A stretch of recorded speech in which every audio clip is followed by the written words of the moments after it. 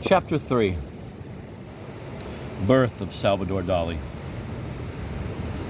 In the town of Figueres at 11 o'clock on the 13th day of the month of May 1904, Don Salvador Dali y Cusi, native of Caracas, province of Girona, 41 years of age, married, a notary residing in this town at 20 Calle de Monturiol, appeared before Señor Miguel Comas Quintana, the well-read municipal judge of this town, and his secretary, D. Francisco Sala y Sabria, in order to record the birth of a child in the civil register, and to this effect being known to the aforementioned judge, he declared that the said child was born at his domicile at 45 minutes after 8 o'clock on the 11th day of the present month of May, and that he will be given the names of Salvador Felipe y Jacinto, that he is the legitimate son of himself and his wife, Doña Felipa Dom Dominic, age 30, native of Barcelona and residing at the address of the informant. His paternal grandparents are Don Galo Dali Vinas, native of Caracas, defunct, and Doña Teresa Cusi Marzo, native of Rosas. And his maternal grandparents, Doña Maria Ferez Sadern and Don Anselmo Domenech Serra, natives of Barcelona.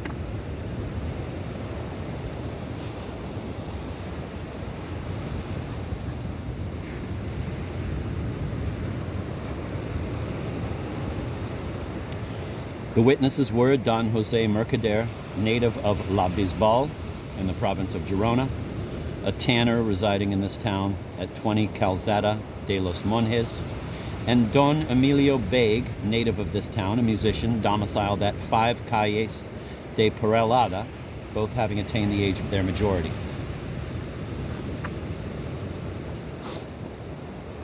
Let all the bells ring. Let the toiling peasant straighten for a moment the ankylosed curve of his anonymous back, bowed to the soil like the trunk of an olive tree twisted by the tramontana, and let his cheek, furrowed by deep and earth-filled wrinkles, rest in the hollow of his calloused hand in a noble attitude of momentary and meditative repose. Look, Salvador Dali has just been born. No wind blows, and the May sky is without a single cloud. The Mediterranean Sea is motionless, and on its back, smooth as a fish's, one can see glistening the silver scales of not more than 7 or 8 sunbeams by careful count. So much the better. Salvador Dali would not have wanted more.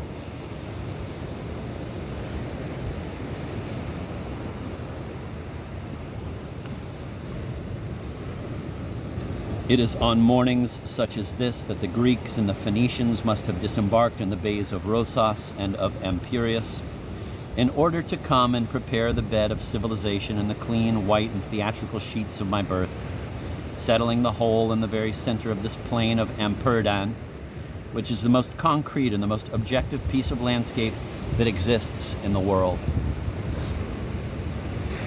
Let also the fisherman of Cape Creus slip his oars under his legs, keeping them motionless, and while they drip, let him forcefully spit into the sea the bitter butt of a cigar 100 times chewed over, while with the back of his sleeve he wipes that tear of honey which for several minutes has been forming in the corner of his eye, and let him then look in my direction. And you too, Narciso Monturiol, illustrious son of Figueres, inventor and builder of the first submarine, raise your gray and mist-filled eyes toward me. Look at me. You see nothing? And all of you, do you see nothing either? Only in a house on Calle de Monturiol, a newborn babe is being watched closely and with infinite love by his parents, provoking a slight and unaccustomed domestic disorder. Wretches that you all are, remember well what I am about to tell you. It will not be so the day I die.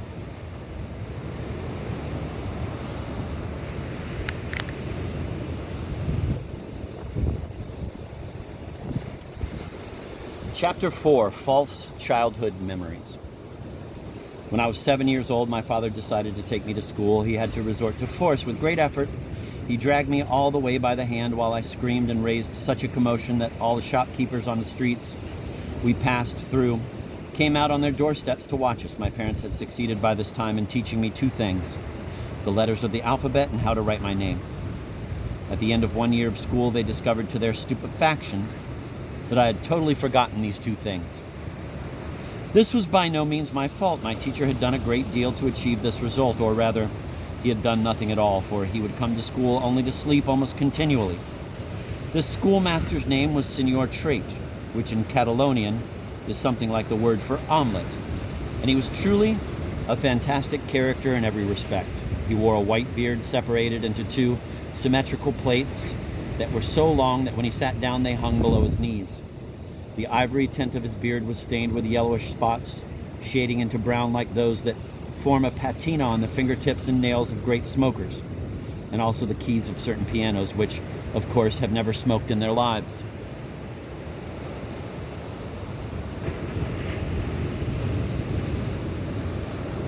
As for Senor Trait, he did not smoke either. It would have interfered with his sleeping. But he made up for this by taking snuff. At each brief awakening, he would take a pinch of criminally aromatic snuff, which made him sneeze wholeheartedly, bespattering an immense handkerchief, which he rarely changed, with ochre stains.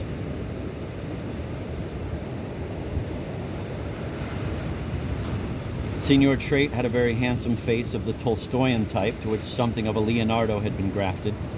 His blue eyes, very bright, were surely peopled with dreams and a good deal of poetry. He dressed carelessly, he was foul-smelling, and from time to time he wore a top hat, which was altogether unusual in the region. But with his imposing appearance, he could allow himself anything. He lived surrounded by a legendary aureole of intelligence which made him invulnerable. Now and then he would go off on a Sunday excursion and return with his cart filled with bits of church sculpture, Gothic windows and other architectural pieces which he stole from the churches of the countryside or which he bought for next to nothing. Once he discovered a Romanesque capital which particularly appealed to him and which was set in a bell tower. Senor Trait managed to find his way in at night and break it loose from the wall. He dug and dug so hard that a part of the tower collapsed, and with a noise easy to imagine, two large bells fell through the roof of an adjoining house, leaving a gaping hole. By the time the awakened village was able to realize what had happened, Senor Trait was already galloping away in his cart, though it is true that he did not escape a few inhospitable rocks. Although the incident aroused the people of Figueres, it rather enhanced his glory, for he became, on this account, a kind of martyr to the love of art. What is certain in this story is that bit by bit Senor Trait was building in the vicinity an outlandish villa in which he lumped together the whole heterogeneous archaeological collection gathered in the course of his Sunday pillagings, which had assumed the endemic form of a veritable devastation of the artistic treasures of the countryside.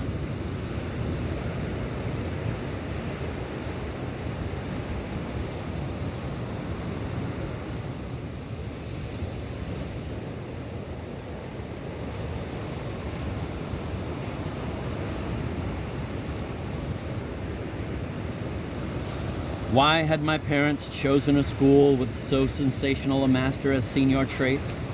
My father, who was a freethinker and who had sprung from sentimental Barcelona, the Barcelona of clave choirs, José Anselmo Clave, a Catalan musician, founded choral societies in Barcelona, which developed into important musical institutions. The anarchists and the Ferrer trial, a famous anti-anarchist trial, made it a matter of principle not to put me into the Christian schools or those of the Marist brothers, which would have been appropriate for people of our rank, my father being a notary and one of the most esteemed men of the town.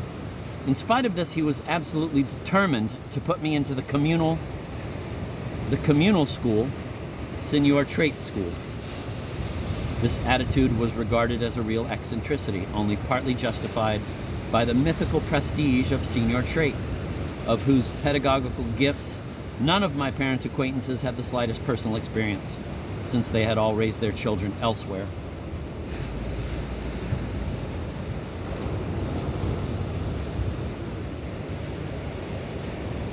I therefore spent my first school year living with the poorest children of the town, which was very important, I think, for the development of my natural tendencies to megalomania. Indeed, I became more and more used to considering myself a rich child as something precious, delicate, and absolutely different from all the ragged children who surrounded me. I was the only one to bring hot milk and cocoa put up in a magnificent thermos bottle, wrapped in a cloth embroidered with my initials. I alone had an immaculate bandage put on the slightest scratch. I alone wore a sailor suit with insignia embroidered in thick gold on the sleeves and stars on my cap. I alone had hair that was combed 1,000 times and that smelt good of a perfume that must have seemed so troubling to the other children who would take turns coming up to me to get a better sniff of my privileged head.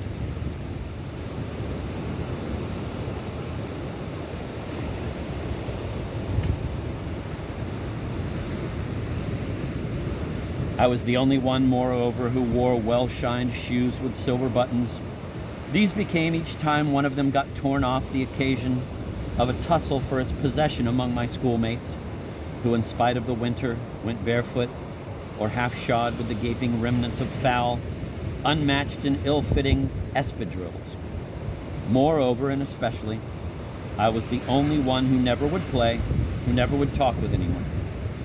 For that matter, my schoolmates, too, considered me so much apart that they would only come near me with some misgivings in order to admire at close range a lace handkerchief that blossomed from my pocket, or my slender and flexible new bamboo cane adorned with a silver dog's head by way of a handle.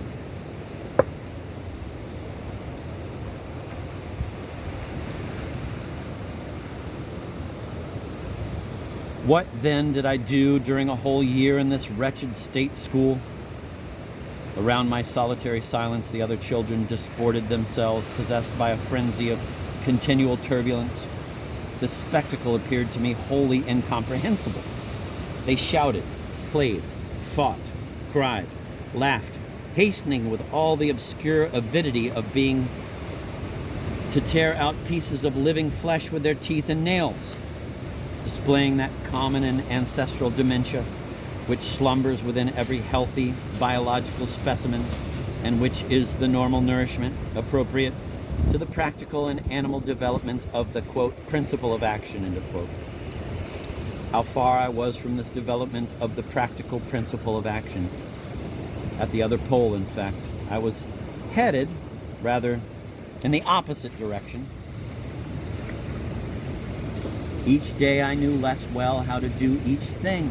I admired the ingenuity of all those little beings possessed by the demon of all the wiles and capable of skillfully repairing their broken pencil boxes with the use of small nails, and the complicated figures they could make by folding a piece of paper, with what dexterity and rapidity they would undo the most stubborn laces of their espadrilles, whereas I was capable of remaining locked up in a room a whole afternoon, not knowing how to turn the door handle to get out. I would get lost as soon as I got into any house, even those I was most familiar with. I couldn't even manage by myself to take off my sailor blouse, which slipped over the head, a few experiments in this exercise having convinced me of the danger of dying of suffocation. Practical activity was my enemy, and the objects of the external world became beings that were daily more terrifying.